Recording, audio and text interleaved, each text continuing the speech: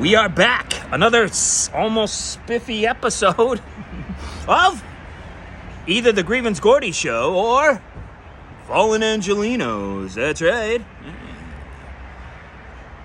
How's it going? I have nothing to say. I literally have nothing to say. Okay, it's a Monday. We're moving on from the Martianville. I got to change that title. I don't want to talk tech talk and stuff I got to do.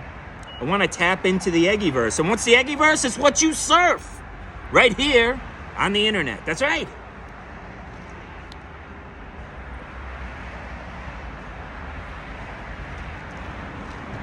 Because it's all about...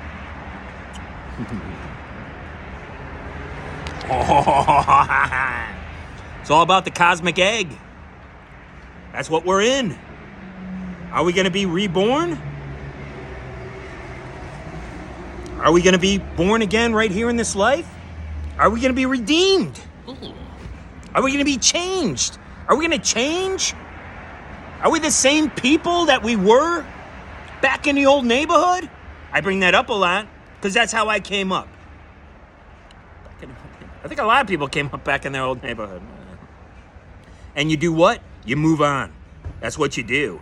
And social media sites like Facebook, they don't allow it. They don't allow for you to move on. You got to stay right with your old friends. You got to see what they're doing. You are subjected to the AI bot that is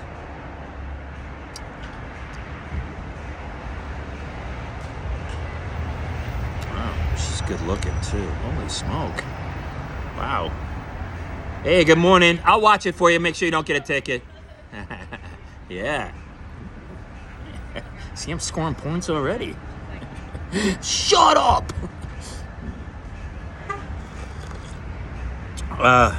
See, they park out front here.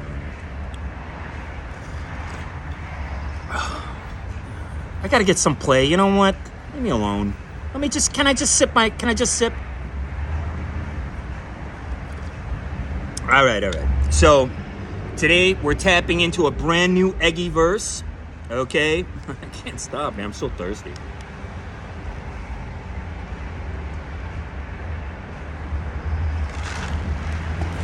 Oh, yeah. Please stand by.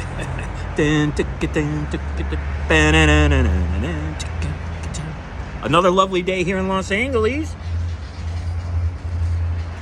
I might have to move because the weather's so bad.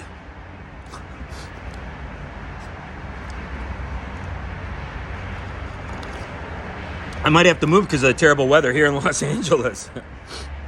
Can you believe it? I believe climate change is local, and that's all I'm going to say about that. I think there's locales, and I think where we're heading into is if you... I just woke up, and it's pretty shameful. It's like, really, it's after 9 o'clock. It's pretty shameful, but it takes me a little while to get going. But I got to make sure that I have good sleep and good rest. That's all I care about. Is taking care of my health. That's why I don't care about money. I don't care about friends. Certainly not. And I sure as hell don't care about my family because I understand what ambivalence is.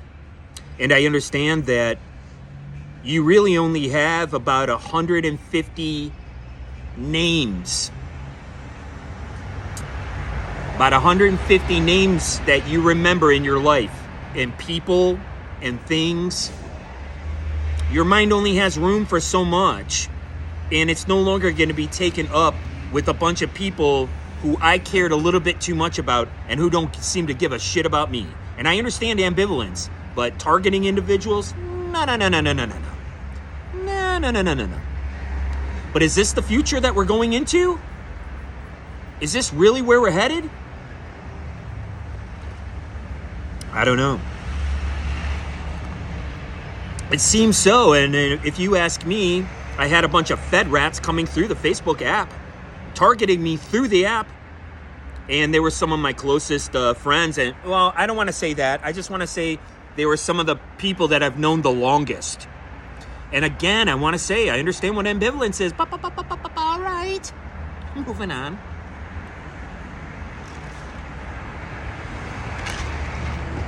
So I'm writing Linoleum Blown Apart.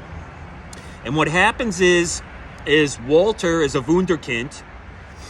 He sees Abel Gans's 1927 epic, 5-hour epic about Napoleon. He sees it with his father and his uncle, who are now captured by the fascists. They come in and they take over their complete... It's like IG Farben. They have a big chemical warehouse. It's like DuPont, IG Farben, but they love cinema because they built their own projector so they could watch this film. You understand? Like they're alchemists, and Walter is, you know, the son. He's the bastard son, but the mother's dead, not used like the father, like Hiram Abiff, stuff like that. So it's Walter is the bastard. Well, you know what I mean? And then it's the dad and the uncle. Right? So they have to work off of each other. It's important. And there's a lot of chemical, but we got into that. So Walter's older. For about the last 3 to 5 years, he's been working with Herman. And Herman is in charge of propaganda. He would be like one under Goebbels, right? Or he could be Goebbels, like he's Goebbels. He's Goebbels-esque. And I don't like making these analogies, but Jesus, guys, I'm sorry. Maybe I should hold on this side. I'm telling you, look at I'm telling you, it's the lighting. I swear. No, it's just like how I always start the show before I really get comfortable. There we go. That's what I had to do. Okay, so I swear. I've been taking moo juice and sugar. All right, whatever. Moo juice. I got that from Mesro's Really the Blues. It was a big inspiration on Jack Kerouac. It was a big inspiration on me. And I feel like I wrote one of the last kind of one of those bebop books. Similar. But again, I don't copy anybody else's style. I have my own style. I have my own songs. You guys should have saw this garbage. What is it called? It's called Mexican Highway or something like that. That Kerouac wrote. I mean, you could see the point that he was trying to be Ginsberg, right? Because he says he loves Ginsberg. He loved Ginsberg. And he was part of the peerage. Don't forget that. And it seems to me like a lot of these people that they hold up to be, you know, people of renown and stuff like that, they come from the peerage, guys. They come from the gentry. And that's what you call privilege. People like Aldous Huxley. It's amazing how, excuse me, how hip Aldous Huxley was trying to be. You should take a look at some interviews with Aldous Huxley. He's like, he called, like I call it the Eggyverse, and I'm clever and funny. And he was calling it the suchness. And he was trying to be like more Zen, like the art of being. He was trying to be like Heidegger, where it's about being there. Okay, so don't forget Chauncey Holt in the film Being There. And by the way, there's a guy, Charlie Day, I think his name is, from Always Sunny in Philadelphia. He just did a film that's kind of based on Being There, and I would really love to see this film. I would really love to see it. Good for you, Charlie Day. If that's even his name, then, you know, whatever. I've seen episodes of the show. Obviously, it was on for so many years, and it was a good show. And it was about the absurdity. It reminds me of, I had put on one of my resumes, Theater Grotesco. You know, it was like, Cirque du Soleil a little bit, but it goes back in history. It has a really interesting history in the theater. And that's kind of what I was into, but you could see I'm more street. You could see I'm more film. I'm not really a theater guy, per se. You see what I mean? I mean, I wouldn't mind auditioning or doing a play or something like that. I know I could do it now, but You know, it took like a decade for me to quit alcohol, man, and it took a long time for your brain to heal. It does. Okay, so let's talk about Walter before we run out of time here. Thank you very much for watching. I always thank everybody for watching. There's no donations. I live on the streets of LA. I'm part of the problem, not the shit. Not the solution. Wait a minute. Your Honor, I said it the wrong way, I swear. I meant it the other ways. Right? I told you I already lived on the streets before. I know how they operate.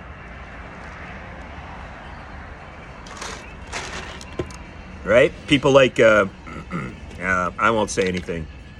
I won't say anything about the government gangsters. Okay, so Walter goes to see the film, or I'm sorry, he goes to see a play. Speaking of play, he goes to see the play, Vivisection on the Danube. And it's like, whoa. They shut the play down, okay, because the fascists are coming up. And like I said, I don't mean to talk about the ones in Germany. There were ones in Italy too. So this could take place anywhere, right? I never saw Cinema Paradiso, but it's kind of similar to that. Again, I'm hitting notes on all these films, and I never saw Cinema Paradiso because all the chicks in the scene were coming. Oh my God, you should see it. Just gotta see it. I was a guy. I was like, nah, it's all right. So you guys are too, like, a little bit too gushy over it. So, okay. I promise not to get sidetracked, but it's important that one day a week that we do surf the Eggieverse, we tap into my unconscious, and we're going to open up something else. We've left planet Earth. We're done with the Martian thing for right now. We're going to set that aside. I'm going to tell you guys about the project that I'm working on. Okay? So Walter goes to see this play, and he falls in love with Eva, of course. And they shut down the play, and while he's out shooting B-roll for a film like Triumph of the Will, I talked about the will before, okay? It's about the will, the triumph of the will. That's what they were talking about, okay? Will to power, Nietzsche. What's his name? Crowley talks about the will all the time. It's about your free will. That's because these guys understood that, and by the way, Crowley is such a fraud. He used "Do What Thou Wilt." That's from Rabelais, okay? That's from the 14th century. And so that's what he was stealing from. He was a learned man, and he was stealing from Rabelais, who wrote bawdy things. He was part of the church, of course. He was a scribe. I call them scribes because they're writers of history, writers of religion. They're scribes. That's what I call them. And that's where he got that, "Do what thou wilt shall be the whole of the law." And everyone's like, oh my God, it's satanic. Fuck off. I was alive during Satanic Panic. That's when people like Zena Shrek and Gigi Allen were going on Sally Jesse Raphael. Yeah. That's when I came up in the tabloid culture, right, Geraldo Skins? It gave everybody permission. It split the scene up with a bunch of racists instead of everybody just kind of coming together like the way it was. Oh, well, then it went into, like I said, taking Oi Punk into fucking American History X. What a joke. Oh, by the way, I've been listening to 90s music. I just want to sidetrack. I've been listening to Tool. And I'm here to tell you, Mr. Bungle, fuck off. That's metal. Okay? Mr. Bungle is metal. So, don't get excited. Don't get excited. It's nothing but metal. It's a joke. It's terrible. I used to listen to John Zorn. And you, Mr. Bungle, know John Zorn. Okay? It's garbage. The guy from Anthrax with the beard, he's up there. When I was listening to Gavin McGinnis, who no longer comes up in my scroll, I don't know why, because I surfed the Eggieverse. That's right. I gotta go by what comes up in my natural scroll. my clicky, swipey, scrolly, likey. Right? And so if it doesn't come up, I'm not going to talk about it. But he was playing his quote-unquote punk band, okay? It was like metal. It was metal riffs, okay? I talked about this before. But anyways, I'm listening to Tool. I'm watching Tool videos. I did not listen. I got out of it. I was going to Sweet Basil listening to 90-year-old Doc Cheatham play the trumpet. And Doc Cheatham played with everybody, all the jazz greats. That's what I was doing in the 90s. As well as going to the tunnel. Ooh, wow. With a glow stick up my ass. I worked at Webster Hall. That's where I used to work. And that's when my sister-in-law took me out of my sister's wedding, like Fredo, took me to a nightclub. And I'm like, what are we supposed to do in here? Go up in the balcony and fuck? The reason I said that was because I worked at Webster Hall and people would go up in the balcony and fuck. And I said it as a joke. I just assumed that they were as gritty here as they were in New York. It was pretty gritty stuff. And I used to work there. And I used to sweep up puke at Webster Hall, and people would be fucking and sucking each other's dicks or whatever. Or sometimes whatever. You know what? I really didn't see too many guys going down on chicks. You know, you might want to. I guess. All right, hold on. Just telling you about my past. Ooh, my checkered past. Hey, at least all my stories are true and real, and I don't smell like Frank's hot sauce in a Clorox bleach rag. It's tough for me to get that one out. I got some good ones. All right, so I was listening to that 90s music, and I think Tool were what the Rollins band wanted to be. And I think all that music was all cargo shorts and ball caps. It was all cargo shorts and ball caps, and it was like a marriage of grunge and prog. And that's what it was. So it's interesting to see these hybrids come through. So in case you don't know, I'm writing what's known as Linoleum Blown Apart. It's going to be about a guy like me who was influenced by a guy like Stanley Kubrick, but we're going to marry the two in my story, and that's what I write. That's what I'm writing now. And on my show, we do all kinds of crazy stuff. But I'm going to tell you about it right now.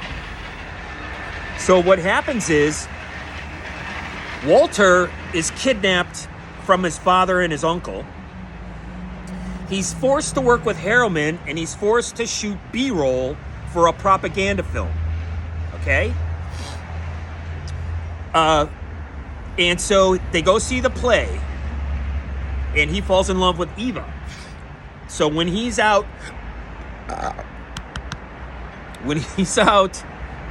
shooting B-roll, after they shut the play down, he sees Eva and her friends, her goofy friends. There's an LGBT couple, and there's a couple other guys. They're just like rough and tumble, right? He's never seen theater guys before. You understand? He's like me when I'm a 25-year-old kid and I got nothing. And I want something in this world. Fucking trash. Man, I got serious beef with some serious MFers. And some of these guys, they didn't even come up with me. And they got my name in their mouth. Oh, yeah. Oh, yeah. It's on. Oh, not go easy on the coffee, man.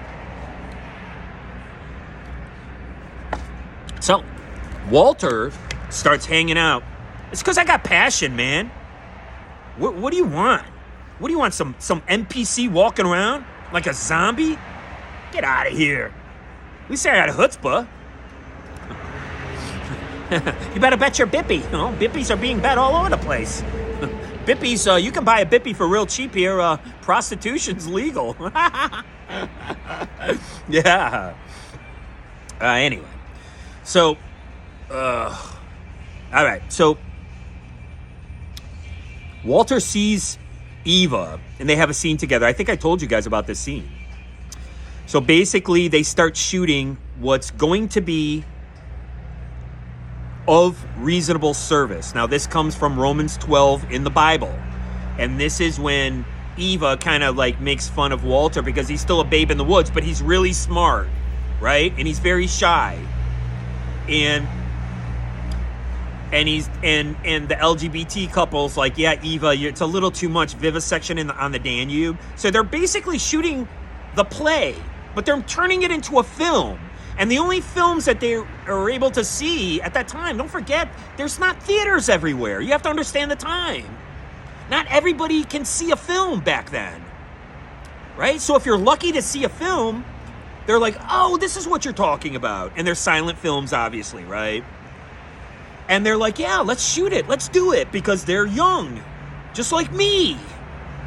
And I wasn't going to take any shit from a bunch of big mouths back in Detroit. And I never will. So, they start shooting this film. But what happens is,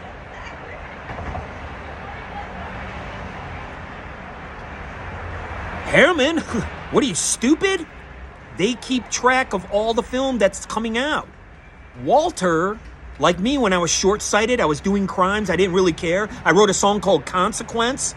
It's always available on the Grievance Gordy channel under Linoleum Blown Apart, and I believe that's the original version. I'm looking for the original versions. I'm getting ready to lose everything. I already lost everything. Okay. I go easy. I gotta go easy. Plus, I got my neck all cricked. I'm like, gotta go easy. I gotta get laid. I know, prostitution's legal and I'm broke. God damn it. Bitch. Anyway, that's all right. I'll save it for marriage. Ugh. So, they find out through the amount of film, right? They're bureaucrats. Like, did you ever think about going to hell as being going back to the Hellenistic, bureaucratic, new government that came in? Hell means a cave. When you look up this word, it means you're banished from your society. You're not allowed to participate. We're going to keep track of you. We're going to keep an eye on you. What's going on right now? Orthogonally. Through your device. They're keeping track of you, man. That's why they're letting you steal whatever you want from Lululemon. You could steal whatever you want. But what happens? Oh, trust me, those kids, 3 guys stole from Lululemon. They know who each kid is, and they know how much they stole. And they're keeping track of those kids. And one day, the kid's going to go over the $900 limit. And then he's going to go over the $5,000 limit. And then he's going to go over the $10,000 limit. And then the police are going to go, you know what? We've had it with this kid. Let's get him. And what they did to me is they tortured me. And who was involved? My wife. This is going to be very provable and real in the future. That's right. I stick by what I say. If I called you out by name, you're welcome to come on my show for redemption purposes. Because you don't come on my show without being changed at the end. You understand? That's what redemption is. Yeah, the new Manson, huh? A Gavin at US Art. Anytime, anywhere, phony. Anytime, anywhere. Oh, yeah. I call him out by name. Fucking bitch crew. It's pathetic. You should be ashamed of yourself, big mouth.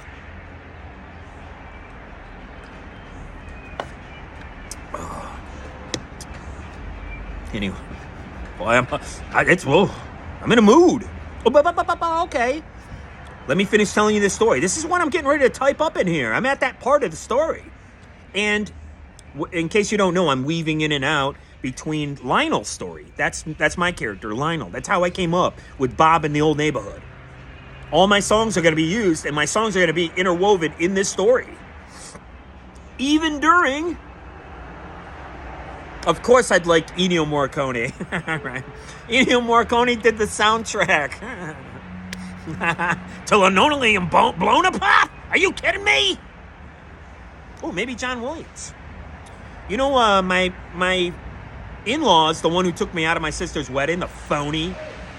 She knew Jerry Goldsmith. What's his name? Is it Jerry Goldsmith? I think it is. Goldsmith. He's a composer. I used to see his names all the time. All right. Here we go. So Walter, they busted him. And because they're keeping track of the film. And so the amount of film, and he's shooting of Reasonable Service, and he has all these notes. So he cuts out. And his father and his uncle, you go back to visit them one last time, and they're emaciated because they're not getting enough nutrients, they're not getting enough light, they're locked in. And because he works with the government, he can go and see his father and his uncle for the last time. And he knows that Harriman just found out that he's been shooting, right, with the people that he loves, the theater group who are more his age. You know, he wasn't hanging around with people his age. Anyways, you'll have to read it, blah, blah, blah. I get into that. So, he goes to see his father and his uncle, and what do? They use an old printing press, and they print him up a passport and credentials to leave the country. Because they have everything in their lab, right? And they use it, the old school one, where you do the typeset, and they can make it. They're artists. The uncle is more the artist, and his father is more the alchemist, like he's more the chemist. You see what I mean? You see how two people have to work together?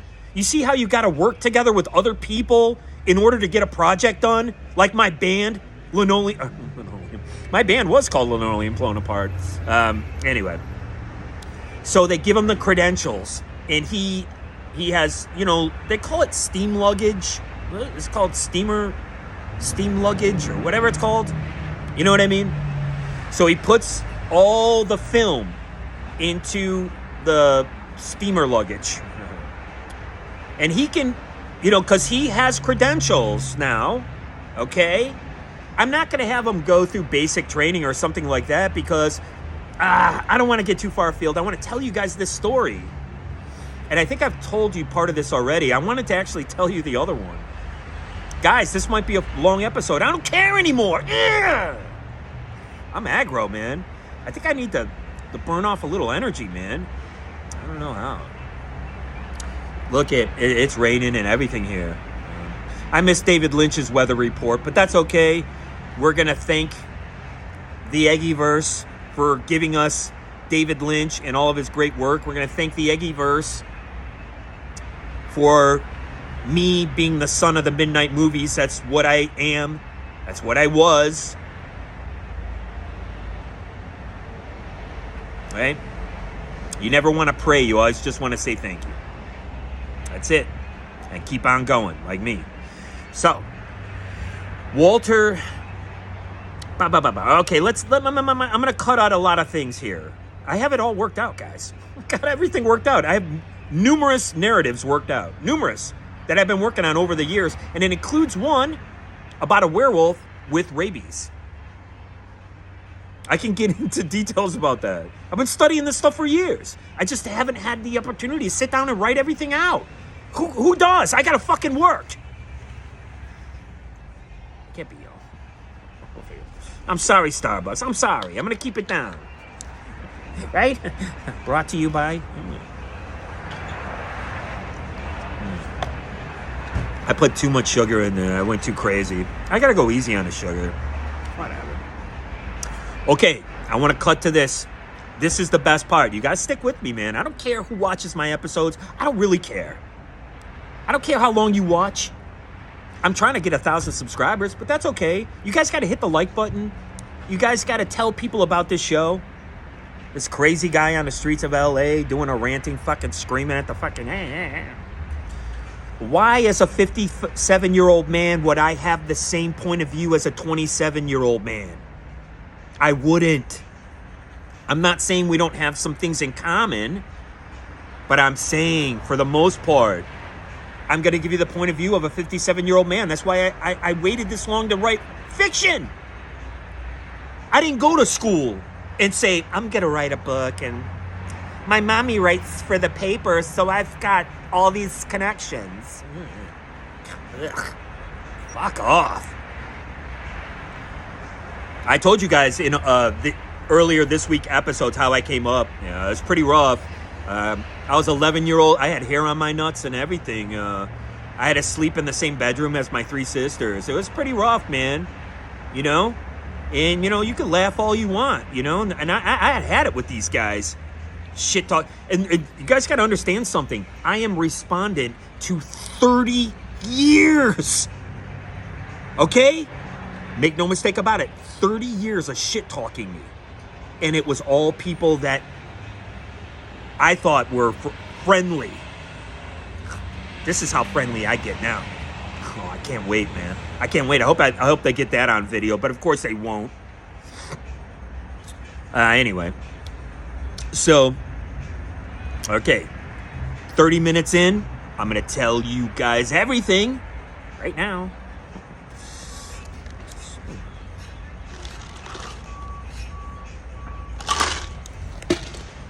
Okay. So,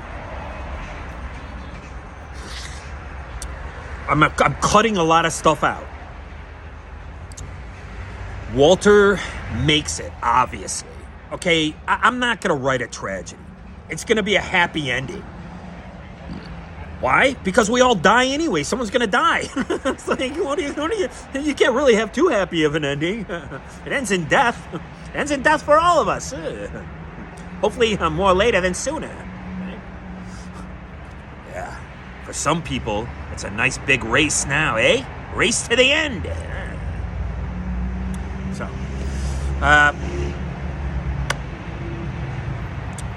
So Walter goes to the studio, and there's going to be a tie-in to blah, blah, blah, blah. I don't want to get too far afield. He's at the studio, and this guy Jerry is like, he sees it. He's like, this guy's a wunderkind, right? But nobody knows who he is. You understand? He didn't do anything yet. He just showed up with all this film, and that's how he was able to get in, because nobody had film. And then, you know, the security guards get in trouble. They're like, you fucking let this guy in? They're like, who else is going to show up with 3 steamrollers, truck luggages filled with B-roll, or, filled with raw stock. Not raw stock, but you know what I mean? Stock. Whatever. Right? Filled with footage. Shot footage. Negative. I guess you call it negative. That's what we used to call it. Take the negatives to do our... Yeah. Who's going to show up with all these negatives? Somebody who's positive, hopefully. So, we move on. And so Jerry sees that he's a wunderkind. He's like, holy smoke, look what we have.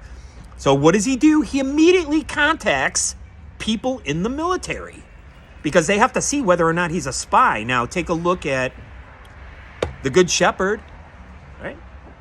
I really love that film. It's kind of funny. I got a couple stories about that too. I should just keep my mouth shut about that. I remember when De Niro opened up Tribeca Studios. I was working there. I did a couple of jobs out of Tribeca Studios, guys. I got 1,000,001 stories for you, and I was nothing. I didn't hardly do nothing. Honest to God, I was. Like they had just opened up. Whatever. I wish I had all the call sheets. You know, that's the only way you could prove anything is through a call sheet. You know, but nowadays when you're around people on a set like down underneath the 3rd Avenue Bridge, they like using tech on people. Stuff like that. We'll talk about that more. The same tech my wife used. It causes irritation through your cell phone. So be careful. If you're experiencing this quote-unquote mental illness, it could be coming from your device. And they're not saying anything because they want you to go take a bunch of meds. Okay? What I suggest, people like Bam Margera, get the fuck off of your device. Maybe restrict it to just one site and, obviously become clean and sober right away. Okay? Sorry, I don't mean to keep bringing it in. I'm just being lazy. Because I'm caught up in what I say. I'm not caught up in what you guys are looking at. I hope you guys are listening to this and not watching it. Anyway, so we're going along, baby. That's right. This is what I'm writing now. It's called Linoleum Blown Apart, but what we're going to talk about right now is Walter's first film. It's called Of Reasonable Service. This is from Romans 12 in the Bible. Okay? And this is what... Ugh. So Walter comes to the studio. Oh my God, dude. Can I just stretch, please? I'll show you how I'm moving.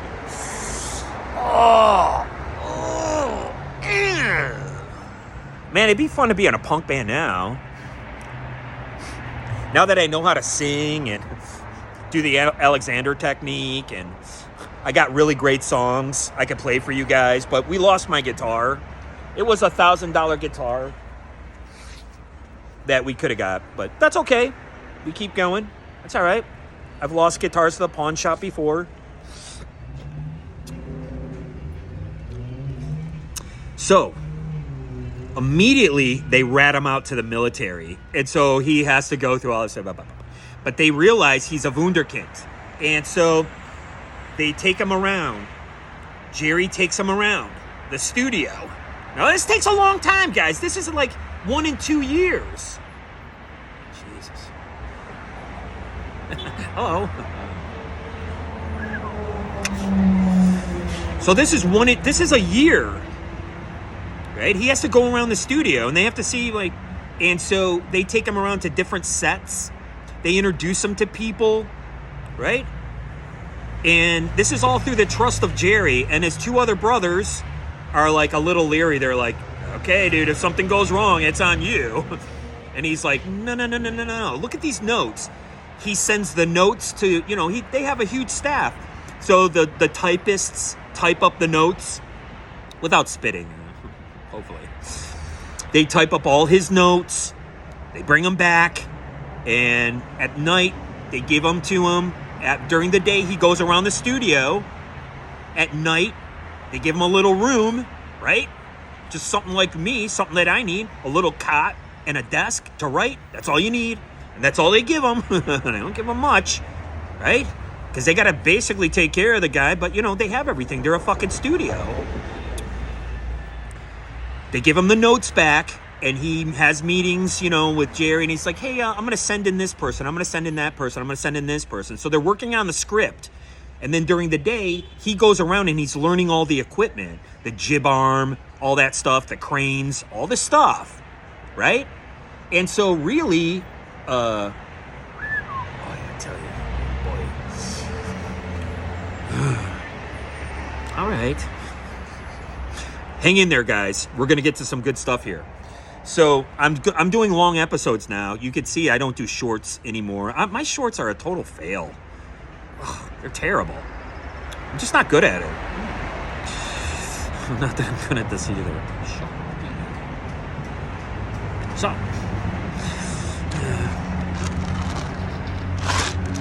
Now, that's all we have to see. That's it. Right? What I just described to you, that's all we have to see. Now, we get to watch the result. Right? That's the only time you're going to see Walter in the studio. After that, no more. Because he's going to do 6 other films. Okay? And you're not going to ever see him, like, on set shooting the film. You're just going to see his life, and you're going to see the result. Right? You're going to see his life while he's coming up with the story for the film that he's going to make, and what's going on there. Liquid latex. God bless it. I like a little jiggle. Sometimes it holds it a little too tight. They're like Spanx. holds it just a little too tight.